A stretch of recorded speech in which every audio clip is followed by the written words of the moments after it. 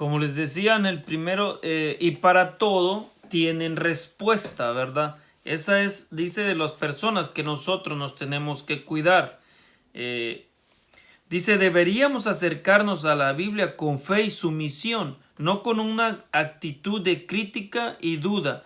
El orgullo, el autoengaño y la duda llevan a una actitud de distanciamiento hacia Dios y la Biblia, que seguramente llevarán a la desobediencia, es decir, la falta de voluntad para seguir la voluntad revelada de Dios. O sea, tenemos que tener cuidado con estas personas, todos aquellos o aquellas que piensan que ya se la saben de todas, que pueden interpretar, que pueden explicar y que no necesitan que nadie ni nada les diga cómo entenderla porque ellos ya lo saben. Tenemos que tener mucho cuidado, dice, con estas personas. Dice, ¿por qué es importante la interpretación? ¿Por qué es importante la interpretación? En Nehemías 8, 1 al 3 y versículo 8, dice que vino Esdras ante el pueblo, reunieron a todo el pueblo y Esdras comenzó a estudiar la palabra de Dios. Bueno, ellos le decían la ley de Moisés a todo el pueblo y dice que se aseguraban que entendieran las palabras que estaban escritas en el libro, que estaban escuchando, se aseguraban que las entendieran bien para que pudieran obedecerlas de igual manera. O sea, por eso es tan importante la interpretación, porque nosotros nos damos cuenta en ese punto que podemos entonces saber la voluntad de Dios, qué es lo que quiere Dios de nosotros y podemos vivir o actuar de la mejor manera como Dios quiere que lo hagamos. Dice que el tema más importante de la Biblia es la salvación y cómo ser salvos, ¿verdad? Dice, después de todo, ¿no es esto lo que más importa a largo plazo?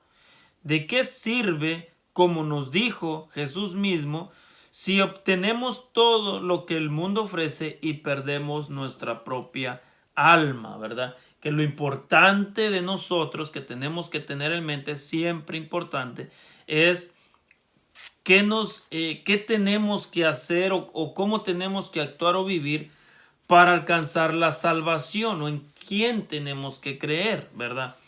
También nos ayuda, nos da otro texto bíblico en 2 de Pedro 3, 15 al 16. Dice, ¿qué nos dice esto acerca de cuán importante es la lectura correcta de la Escritura? Ahí el apóstol Pedro hace una declaración sobre el apóstol Pablo. Dice que el apóstol Pablo tiene algunos puntos, dice, difíciles de entender. Dice que los indoctos e inconstantes tuercen, dice, para perdición de sí mismos. O sea, lo que nos da a entender es que también cuando leemos la Biblia, la palabra de Dios, tenemos que, si no la entendimos la primera vez, tenemos que volverla a leer y tenemos que volverla a leer cuantas veces sean necesarias, pidiéndole a Dios que nos ilumine, que el Espíritu Santo nos la declare tal y como quiera darnos esa enseñanza. Por eso dice los indoctos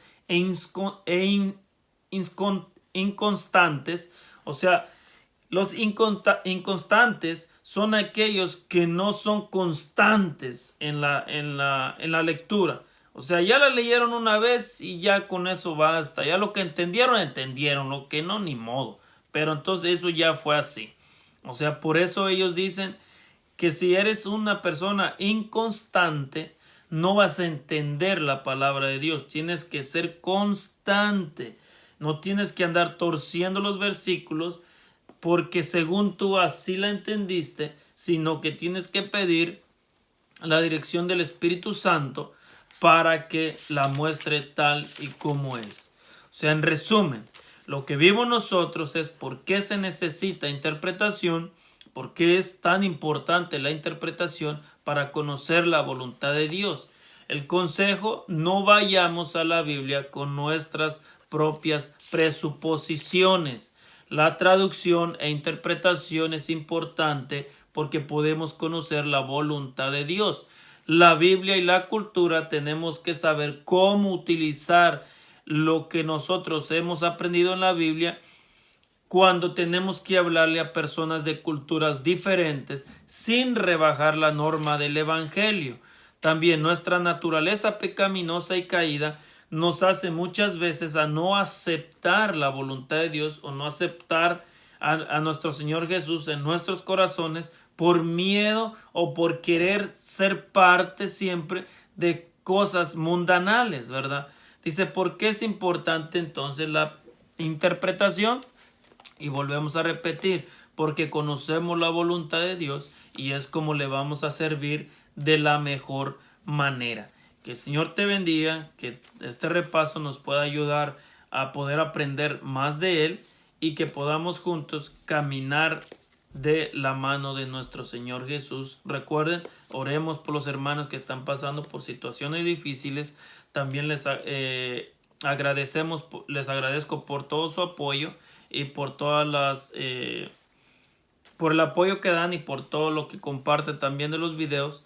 También les sigo pidiendo y diciendo que si quieren o tienen alguna pregunta puedan hacerla y juntos vamos a poder escuchar o poder ver la respuesta.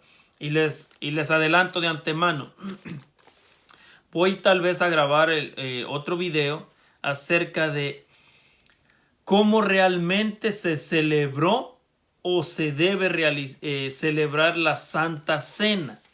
O sea, ese es un estudio que tal vez un poco de estudio o un poco de información. ¿Cómo realmente se celebra la Santa Cena? O cómo realmente Jesús quiere o quiso que se celebrara la Santa Cena. ¿Será que solamente es lavarse los pies y ya nomás irse a sentar a la banca y comer su pancito y tomar su vinito? ¿O es diferente como Jesús quiso o puso ejemplo de celebrar la Santa Cena? ¿Verdad? Eso lo voy a hacer también en otro video y los invito a que lo vean. También les repito, al que quiera suscribirse que lo haga. Y cualquier pregunta que quieran mandar o comentario o cosa similar para buscar o investigar, pueden hacerlo. Que el Señor los bendiga hoy, mañana y siempre.